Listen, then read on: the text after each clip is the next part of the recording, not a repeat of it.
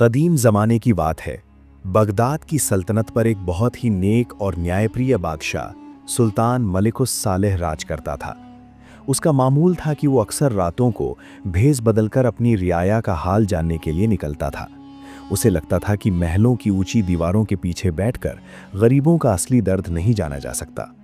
एक सर्द रात, जब खामोशी ने पूरे शहर को अपनी चादर में लपेटा हुआ था, सुल्तान अपने वजीर के साथ बाजार के एक वीरान कोने से गुजर रहा था।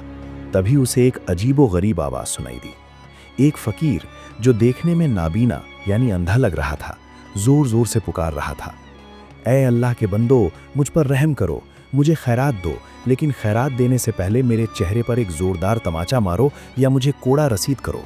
अगर तुम मुझे मारोगे नहीं तो मैं तुम्हारी दी हुई भीख नहीं लूंगा। सुल्तान ठिठक गया। उसने आज तक कई फकीर देखे थे जो दुआएं देते थे, लेकिन ऐसा फकीर पहली बार देखा जो भीख के बदले मार मांग रहा हो।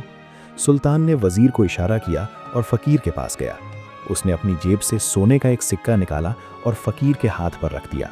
फकीर ने सिक्के को टटोला और उसकी खनक और वजन से पहचान गया कि यह सोने का सिक्का है। उसने फौरन सिक्का वापस सुल्तान की तरफ बढ़ाया और कहा, ऐ सखी इंसान, तेरी दरिया दिली का शुक्रिया, लेकिन मैं ये सिक्का तब तक नहीं लूंगा जब तक तू मेरे गाल पर एक जोरदार तमाचा नहीं मारेगा। यही मेरी शर्त है और यही मेरी सज़ा है। सुल्तान ने हैरान होकर पूछा, ऐ बूढ़े शख्स, ये कैसी पागलपन वाली शर्त है? अल्लाह ने हमें इंसानों पर रहम करने का हुक्म दिया है, जुल्म करने का नहीं। मैं तुझे क्यों मारूं?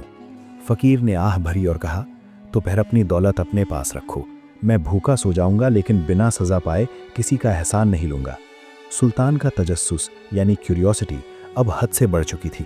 उसने सोचा कि इसके पीछे ज़रूर कोई गहरा राज है। सुल्तान ने वजीर से कहा, इस फ़कीर को इज्जत के साथ कल सुबह दरबार में पेश किया जाए, मैं इसकी कहानी सुनना चाहता हूँ। अगली सुबह दरबार सजा हुआ था। उस अंधे फ़कीर को सुल्तान के सामने पेश किया गया। फ़कीर काँप रहा था, क्योंकि उसे पता चल चुका था कि रात को जिससे उसकी मुलाकात हुई थी वो कोई और नहीं बल्कि वक्त का बादशाह था। सुल्तान ने नर्म लहजे में कहा, ऐ फ़कीर, अब तू शाही पनाह में है, तुझे डरने की ज़रूरत नहीं। बस मुझे सच सच बता कि तू खैरात के साथ मार क्यों मांगता है? क्या तूने कोई ऐसा गुनाह किया है जिसका बोझ तेरी रूह पर है? अंधे फ़कीर की बेनूर आंखों से आंसू बह निकले। उसने हाथ जोड़कर कहा, बादशाह सलामत, मेरी दास्तान इतनी दर्दनाक और इबरतनाक है कि अगर इसे सुई की नोक से आंखों के कोनों पर लिख दिया जाए तो भी ये नसीहत हासिल करने वालों के लिए कम होगी। मैं पैदाइशी अंधा नहीं हूँ और ना ही मैं हमेशा से फ़कीर था।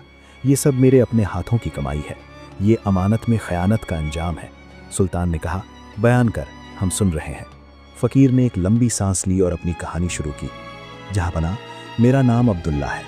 आज मैं धूल में अटा हुआ फ़कीर हूँ, लेकिन कुछ साल पहले मैं शहर का एक बहुत बड़ा सौदागर था। मेरे पास ऊँटों के काफ़िले थे, रेशम और मसालों का कारोबार था। अल्लाह ने मुझे बेहिसाब दौलत दिया था, लेकिन इंसान का पेट कब्र की मिट्टी के सिवा कोई चीज़ नहीं भर सकती। मेरे अंदर की हवस ने मुझे बर्बाद कर दिया। बात उन दिनों की है जब मैं बसरा से एक काफ़िले के साथ सफ़र कर रहा था। रास्ते में मेरी मुलाकात एक दरवेश से हुई। वो ज़ाहिरी तौर पर फटे पुराने कपड़ों में था, लेकिन उसके चेहरे पर रूहानी नूर था। सफ़र लंबा था तो हम दोनों में बातचीत होने लगी। मैंने महसूस किया कि वो दरवेश दुनियावी लालच से बहुत दूर था। एक दिन जब हम एक वीरान रेगिस्तान से गुजर रहे थे, उस दरवेश ने मुझसे कहा, ए अब्दुल्ला, मुझे इल्मे कीमिया का कुछ पता है। इस पहाड़ के पीछे एक ऐसा खजाना है जो अगर मिल जाए तो 7 पुश्तों तक दौलत खत्म नहीं होगी। मेरे अंदर का लालची इंसान जाग उठा। मैंने उससे मिन्नतें की कि वो मुझे वो जगह दिखाए। दरवेश पहले तो राजी ना हुआ, लेकिन मेरी चिकनी चुपड़ी बातों में आकर वो मुझे वहाँ ले गया। वहाँ सचमुच एक गुफा थी जिसके अंदर हीरे, जवाहरात और सोने के अंबार लगे थे। मेरी आंखें फटी की फटी रह गईं। दरवेश ने कहा, अब्दुल्ला, ये अल्लाह का माल है। हम इसमें से सिर्फ उतना ही ले सकते हैं जितना हमारे ऊँट उठा सकें। लेकिन याद रखना, इस खजाने के साथ एक छोटी सी डिबिया है, उसे हाथ मत लगाना। वो मेरी अमानत होगी और बाकी सब दौलत तुम्हारी। हमने 80 ऊँटों पर सोना और जवाहरात लाद लिए। जब चलने का वक्त आया तो दरवेश ने अपनी जेब से एक छोटी सी सुरमेदानी निकाली और कहा, बस ये मेरी अमानत है, बाकी सब तुम्हारा। बादशाह सलामत, उस वक्त शैतान ने मेरे दिल में वसवसा डाला। मैंने सोचा कि ये दरवेश इतना बड़ा खजाना छोड़कर सिर्फ एक सुरमेदानी क्यों ले जा रहा है। ज़रूर इसमें कोई ऐसा राज है जो इस सारे खजाने से ज़्यादा कीमती है। शायद इसमें ऐसी कोई जादुई ताकत है जो मुझे पूरी दुनिया का बादशाह बना सकती है। जहाँपनाह, हम खजाना लाद कर शहर की तरफ चल पड़े। दरवेश ने अपना वादा निभाया था और ख़जाना मुझे दे दिया था, लेकिन मेरा नफ्स मुझे चैन नहीं लेने दे रहा था। मेरे दिमाग में बस वही सुरमेदानी घूम रही थी। थोड़ी दूर जाकर मैंने काफिला रोका और दरवेश से कहा, ए नेक बुजुर्ग, आप तो अल्लाह वाले हैं, आपको दुनियावी चीज़ों की क्या ज़रूरत? ये सुरमेदानी आप मुझे दे दें, बदले में आप इन 80 ऊँटों में से कुछ और सोना ले लें। दरवेश ने मुस्कुरा कर कहा, अब्दुल्ला, लालच इंसान को अंधा कर देता है। जो तुझे मिला है उस पर शुक्र कर, ये सुरमेदानी तेरे किसी काम की नहीं। लेकिन बादशाह सलामत, हवस की आग बुझती नहीं, भड़कती है। मैंने सोचा कि ये शख्स झूठ बोल रहा है। मैंने जिद पकड़ ली। मैंने उसे डराया, धमकाया। आखिरकार वो दरवेश एक नरम दिल इंसान था। उसने कहा, अगर तेरी किस्मत में यही लिखा है तो ले ले, लेकिन याद रखना, ये सुरमेदानी कोई मामूली सुरमा नहीं रखती। अगर इसका सुरमा बाईं आंख में लगाया जाए तो इंसान को ज़मीन के अंदर छुपे हुए सारे खजाने नजर आने लगते हैं, लेकिन अगर इसे दाईं आंख में लगाया जाए तो इंसान हमेशा के लिए अंधा हो जाता है। ये सुनते ही मेरी खुशी का ठिकाना न रहा। मैंने सोचा कि अगर मुझे ज़मीन के सारे खजाने नजर आने लगें तो मैं दुनिया का सबसे अमीर आदमी बन जाऊंगा। मैंने उस दरवेश से सुरमेदानी छीन ली। उस नेक बंदे ने मुझे आखिरी बार समझाया, अब्दुल्ला, अल्लाह की नेमतों की नाशुक्री मत कर, अमानत में खयानत मत कर, ये सुरमा आजमाइश है। लेकिन मैंने उसकी एक न सुनी। मैंने उससे कहा, तू झूठ बोल रहा है ताकि ये कीमती चीज़ अपने पास रख सके। अब ये मेरी है। मैंने फ़ौरन वो डिबिया खोली और सलाई से सुरमा अपनी बाईं आंख में लगा लिया। अल्लाह की शान, जैसे ही सुरमा लगा मुझे ऐसा लगा जैसे दुनिया बदल गई हो। मुझे ज़मीन की परतों के नीचे दबे हुए जवाहरात, सोने की कानें और पुराने ख़जाने ऐसे नज़र आने लगे जैसे शीशे के आर पार देख रहा हूँ। मैं खुशी से पागल हो गया। मैंने उस दरवेश से कहा, देखा, तूने मुझसे झूठ बोला था, अब मैं दुनिया का सबसे अमीर आदमी हूँ। उस दरवेश ने खामोशी से अपना रास्ता लिया और चलने लगा, लेकिन शैतान ने मुझे फिर उकसाया। मैंने सोचा कि अगर बाईं आंख से इतना कुछ दिख रहा है तो दाईं आंख में लगाने से न जाने और क्या दिखेगा। शायद आसमानों के राज खुल जाए। वो दरवेश ज़रूर झूठ बोल रहा था कि मैं अंधा हो जाऊंगा। वो बस मुझे इस जादुई ताकत से महरूम रखना चाहता था। हाय अफसोस, इंसान की अक्ल पर जब लालच का पर्दा पड़ता है तो उसे तबाही भी कामयाबी नजर आती है। मैंने दरवेश की चेतावनी को नज़रअंदाज किया और कांपते हाथों से सुरमे की सलाई अपनी दाईं आंख में फेर ली। बस उसी एक पल में बादशाह सलामत, उसी एक पल में मेरी दुनिया वीरान हो गई। जैसे ही सुरमा मेरी दूसरी आंख में लगा, मेरी आंखों के आगे गहरा अंधेरा छा गया। वो खजाने, वो रोशनी, वो दुनिया सब गायब हो गई। मुझे कुछ दिखाई नहीं दे रहा था। मैं चीखा, चिल्लाया, मेरी आंखें, मेरी आंखें।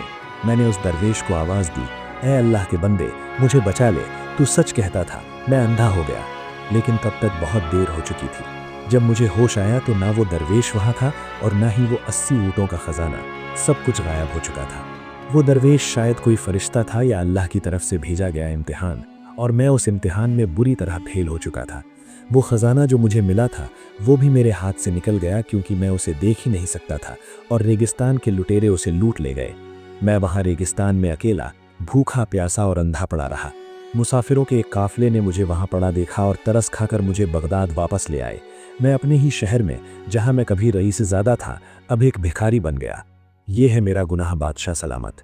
मैंने अल्लाह की अमानत में खयानत की। मैंने उस बुजुर्ग का भरोसा तोड़ा और अपने नफ्स के हाथों अपनी दोनों आंखें, जो अल्लाह की सबसे बड़ी नेमत है, खो दी। दरबार में मौजूद हर शख्स की आंखें नम थीं। वजीर और दरबारी जो शुरू में उस फ़कीर को पागल समझ रहे थे, अब उसकी बदनसीबी पर अफसोस कर रहे थे। फ़कीर अब्दुल्ला ने अपनी बात जारी रखी, बादशाह सलामत, तूने बहुत बड़ा गुनाह किया, इसमें कोई शक नहीं। लालच ने तुझे तेरी दुनियावी आंखों से महरूम कर दिया, लेकिन तेरी कहानी सुनकर मुझे लगता है कि तेरा दिल अब जाग चुका है। जो आंखें दुनिया को देखती हैं वो तो चली गईं, लेकिन जो आंख दिल को और सच को देखती है वो तुझे मिल गई है। अल्लाह के नज़दीक सबसे पसंदीदा अमल सच्ची तौबा है। तूने अपने गुनाह का एतराफ़ किया और अपने नफ्स को सज़ा दी। ये इस बात का सबूत है कि तू सुधरना चाहता है। सुल्तान ने ऐलान किया कि आज से ये फ़कीर शाही मेहमान है। लेकिन ए अब्दुल्ला, अल्लाह की रहमत से मायूस मत हो, खुद को जलील मत करो। अल्लाह ने तुझे ज़िंदा रखा है ताकि तू दूसरों के लिए इबरत का सबब बन सके और अपनी बची हुई ज़िंदगी तौबा में गुजार सके। सुल्तान ने उसे शाही ख़जाने से वजीफ़ा मुकर्रर किया, लेकिन अब्दुल्ला ने महल में रहने से इनकार कर दिया। उसने कहा, बादशाह सलामत, मुझे अब दौलत की हवस नहीं रही। मुझे बस अल्लाह के घर यानी मस्जिद के कोने में जगह दे दें ताकि मैं अपनी बाकी ज़िंदगी सजदे में गुजार सकूं और रो रो कर अपने रब को मना सकूं। अब्दुल्ला ने अपनी बाकी ज़िंदगी मस्जिद बगदाद के कोने में इबादत करते हुए गुजारी। वो आने जाने वाले नमाजियों को अपनी कहानी सुनाता और कहता, ऐ लोगों, अल्लाह जो दे उस पर राजी रहो। हवस का कटोरा कभी नहीं भरता सिवाय कब्र की मिट्टी के। और याद रखना, अमानत में खयानत मत करना, वरना अल्लाह वो भी छीन लेगा जो तुम्हारे पास पहले से है। उसकी अंधेपन में हजारों लोगों की रूहानी आंखें खोल दी। आपको ये कहानी कैसी लगी? कमेंट में अपनी राय ज़रूर दें। जिसका कमेंट सबसे अच्छा होगा उसे कमेंट में पिन करूंगा। अगर आपको कहानी थोड़ी भी पसंद आई हो तो लाइक ज़रूर करें। इसी तरह की और भी कहानियां सुनने के लिए सब्सक्राइब ज़रूर करें। अल्लाह हाफिज़।